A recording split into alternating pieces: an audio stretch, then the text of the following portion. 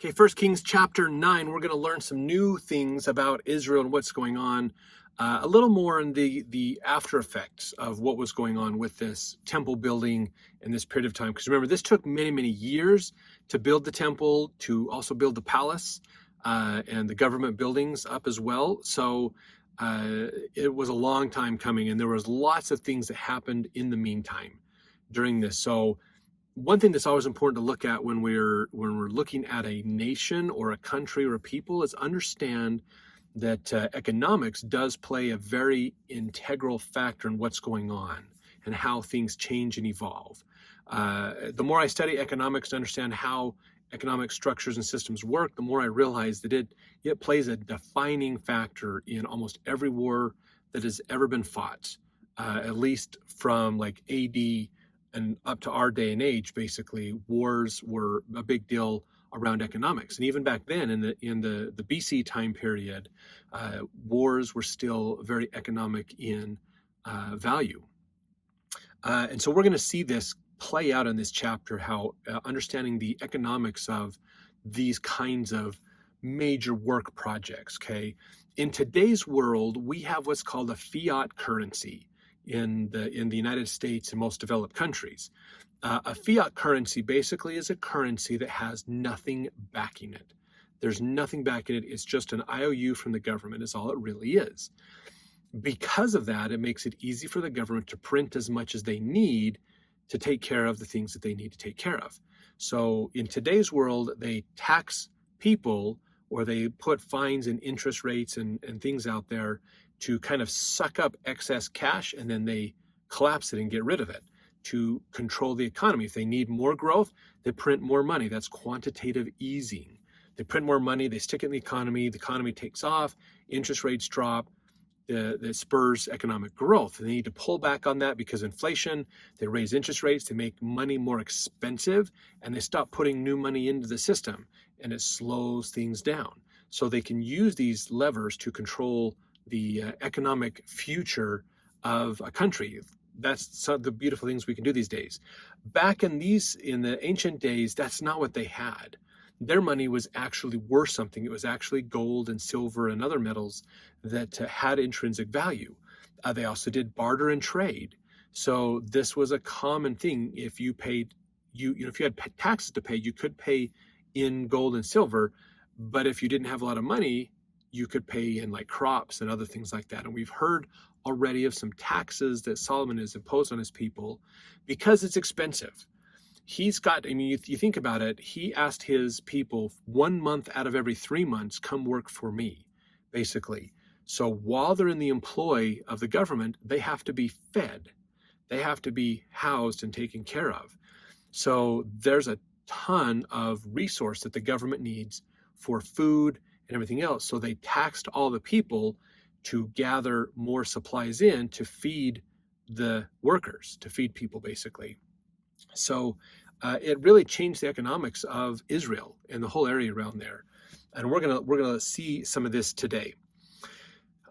So verse 1, it came to pass when Solomon had finished building the house of the Lord and the king's house and all Solomon's desire, which he was pleased to do, that the Lord appeared to Solomon the second time as he had appeared to him at Gibeon.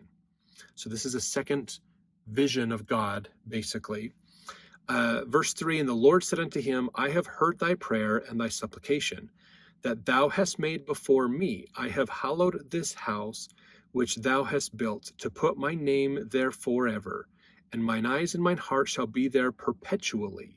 I like that it says perpetually. I accept this house. I will live here. My influence will be with the children of Israel perpetually, not permanently, but perpetually. I'll be here, but of course, you got to keep the commandments, otherwise I'm out. So that Israel controls whether God can be with them or not, basically.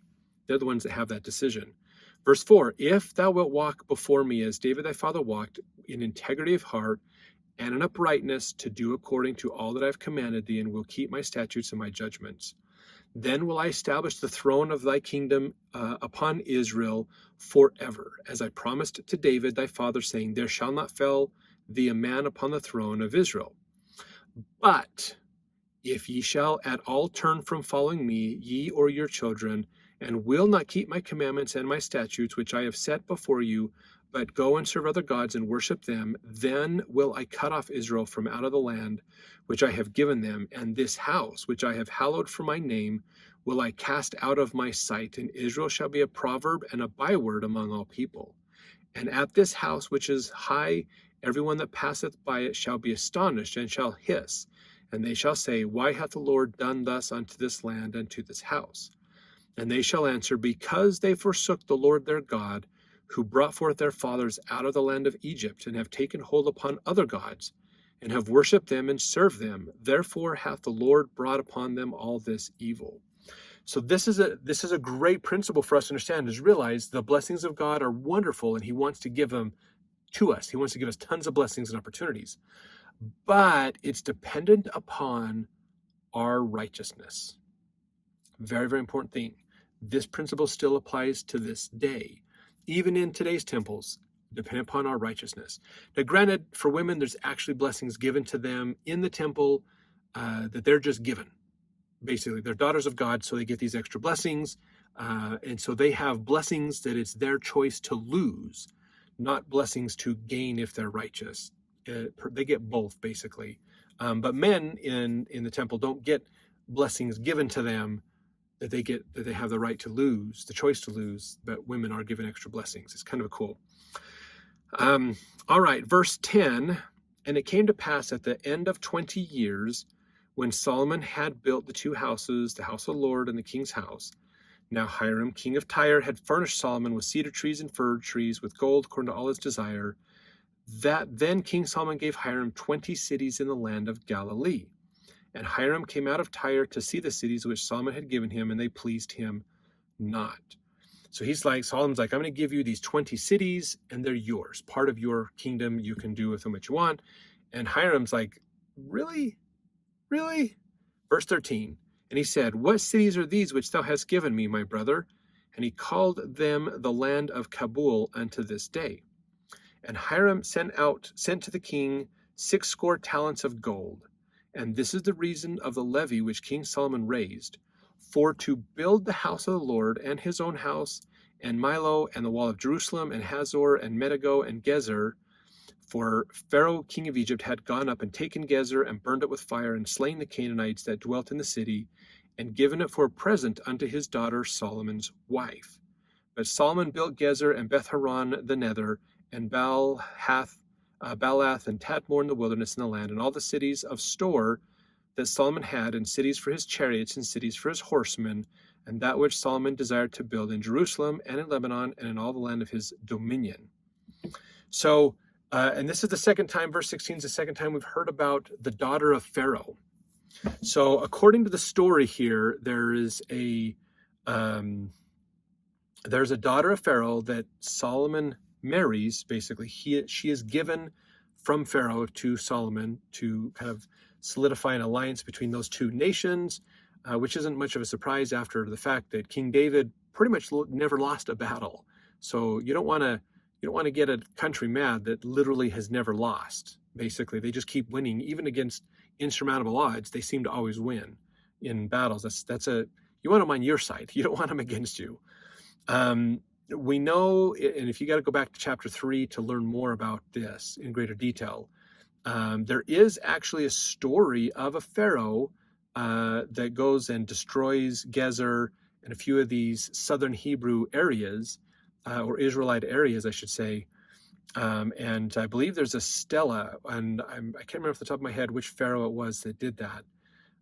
But the challenge is the timing of that doesn't necessarily match up with the timing we hear of when Solomon was around. So there could be an issue with dating these stories that's happening. It could be an issue of, connecting things together certain ways. So we don't quite know for sure. They're outside of that incident where there's a stela that talks about how Pharaoh had destroyed Gezer and other some of those southern cities, basically, and then gave them as a gift to his daughter for a wedding present. We don't know much else about this. So go back to chapter 3 to get more in depth. We did a big deal on, Egypt and Israel, basically, and this daughter of Pharaoh being given up. So some interesting stuff that we learn here, basically. All right, verse 20, and all the people that were left of the Amorites, the Hittites, the Perizzites, Hivites, and Jebusites, which were not of the children of Israel, their children that were left after them in the land, whom the children of Israel also were not able to utterly destroy, upon those did Solomon levy a tribute of bond service unto this day. So these are the people that they were in the land of Israel before Israel got there. They were supposed to be wiped out. Israel didn't quite get around to wiping them all out, so they just learned to cohabitate and live together. They're still there. Their descendants are still in the area.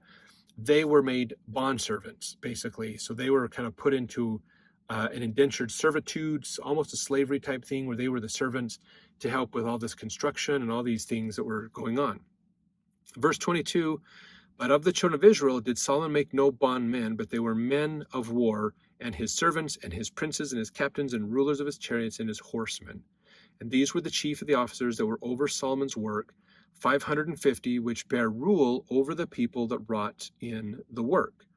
So they pulled all this information together, all these people together. They had different classes of people, if you will. So if you were an Israelite, you could hold government jobs. If you weren't an Israelite, you didn't hold government jobs, but you did the manual labor side of things, basically. It's what's going on.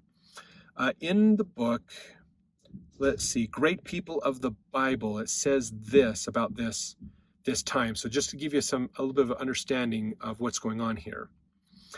The life of the common man had been disrupted. In the past, a man's wealth had been calculated mostly by the land he owned, the number of flocks he had, and the size of his family.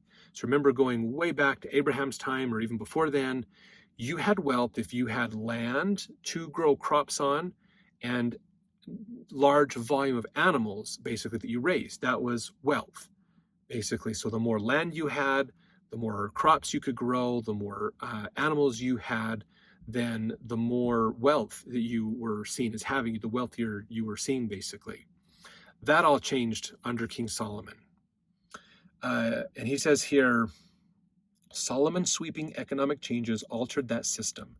Land was no longer of supreme importance. In fact, it may have become somewhat of a burden. The more land a man owned, the more crops he could grow, and thus the more he would have to turn over to the king's officers when collection time came around every 12 months. Remember, 1 month out of every 12 months, each tribe was to basically give their food to feed the king and his staff and his people, basically. Likewise, flocks were surrendered to tax collectors, and sons were forced to serve 1 month of every 3 in the king's labor force. Now, wealth was calculated not by property ownership, but by the amount of money a man controlled. Certainly, more and more money in gold and silver came into Israel every year, but very little of it ever filtered down to the average Israelite, who had to surrender so much of his livelihood to the king's coffers. So money grew, wealth grew as far as using money. So they were starting to go away from the idea of bartering. The common people bartered, but the wealthy of Israel didn't. They used money for exchanging instead of bartering with goods, basically. So that the economic structure of Jerusalem and the area is changing because of the amount of wealth that comes into it. Let's see. Instead, the money was used to pay growing international debts, salaries for the full-time government officials, commissions to merchants and artisans in the king's employ, temple and palace upkeep, and other expenses. This is important to look at, because now you could have a job that didn't involve you, and you could make a living without having to raise animals or grow crops. You could make a living with money and then go buy the food and the stuff that you needed. So this completely changed their economic structure around, basically. And he says in here, for the first time in Israel's history, there have began to be a distinct difference between rich and poor. The king and his household were rich. The common people were poor. In between were the salaried civil servants and the merchants and artisans, many of whom had organized craft guilds by that time. Such class separations had not been known in the Israel where a shepherd boy like David could be anointed king only 50 years earlier. So there's the separation, all this money, and there's a separation of the people. The poor people, they're the ones that have land, they have crops, they can sustain themselves, basically. They become poor because everything else is running on money, basically, or what's called currency. It's an exchange of value. I work, therefore I get paid 100 coins. I use those 100 coins to go buy crops and go buy food and animals and things from the merchants who are the poor, and then I can exchange that. But wealth, again, because wealth isn't amassing around the land, wealth is amassing around the amount of money, the currency that you have. And so this changes what's important in the economic structure and starts to change everything else. So this separation of rich and poor starts to happen. Very common thing that happens, basically. This is in the philosophies of Karl Marx of understanding the evolution of governments or economic structures. They're moving away from agrarian societies into a capitalistic society type of an idea, basically. Let's move on here. So time's changing. Everything's changing for the people. It's not the same system they grew up with. Lots of changes happening, basically. Verse 24, but Pharaoh's daughter came up out of the city of David unto her house, which Solomon had built for her. Then did he build Milo. And 3 times in a year did Solomon offer burnt offerings and peace offerings upon the altar which he built unto the Lord. And he burnt incense upon the altar that was before the Lord, so he finished the house. And King Solomon made a navy of ships in Ezion-Geber, which is beside Eloth, on the shore of the Red Sea in the land of Edom. And Hiram sent in the navy his servants, shipmen that had knowledge of the sea, with the servants of Solomon. And they came to Ophir and fetched from thence gold, 420 talents, and they brought it to King Solomon. So this is an important change, again, even militarily, in what's going on with the Israelites, because the Israelites used to be a nomadic people. They lived on the land and moved around. Then they became a central people. They started homesteading. They had land. They didn't have to leave it. That's in the land of Canaan. So they don't have experience at sea. They've grown up around the sea, around the Mediterranean, basically, between the Mediterranean on one side, the Red Sea down below. There's the Dead Sea, the Sea of Galilee to their east. They've lived around water, and they've probably fished in some of those areas, but they haven't built like a navy. They don't go out for days and weeks and months at a time. So Solomon, in working with Hiram of Tyre, which is more of a coastal area, he has a great navy with the Phoenicians at which is the northern end of Africa, way west of Egypt in this area. The Phoenicians were phenomenal seafarers and sea navigators. So they're working together to teach the Israelites how to do this. So Solomon builds a navy. Hiram helps train the navy. He helps use his navy to train Israel's navy. They put this together. They go up to Ophir, which was an Arabic port along the sea, and then they use that to get gold to bring back. So there's more wealth in it for Solomon and his kingdom, basically. So a lot of changes. I mean, this is a whole different kingdom than what people grew up with. Because even 50 years earlier, a boy on a farm tending his father's sheep is anointed to be king of Israel. That's a whole different society than what they're dealing with now from Solomon's day. So Solomon's made Israel more of a metropolitan type area. And that it changes the economy of scale of what's going on with the number of people, with how close they are together, with these jobs, that now you don't need to have a farm to sustain yourself. You could work and get money and then exchange that money for goods. So a very different economic structure and things are coming up. Let's jump to chapter 10 to learn more. Chapter 10 is a good one for the history of King Solomon that people are familiar with. So we'll see you then.